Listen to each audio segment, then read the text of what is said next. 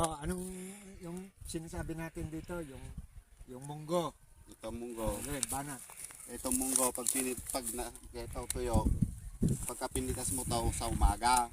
Kasi pagka mataas na yung araw, pag nahawakan mo, Bibitak-bitak. Puputok. Wala na yung buto mo titira. O ngayon, di ba? Pag napitas naman na to, Ah, papadapa mo ng ganyan, patabarin yan sa lupa. tamo. Yes, sir.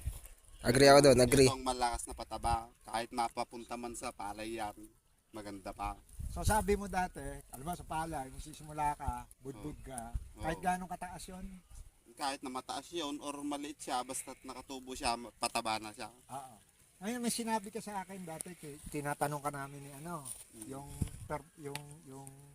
yung samutsari, di ba sa palayan, kahit sa pilapil, sabi mo. Kahit ano po yun kahit anong kantun, pwedeng kahit talong, okra, pwede doon, basta't malapad po yung pilapil mo.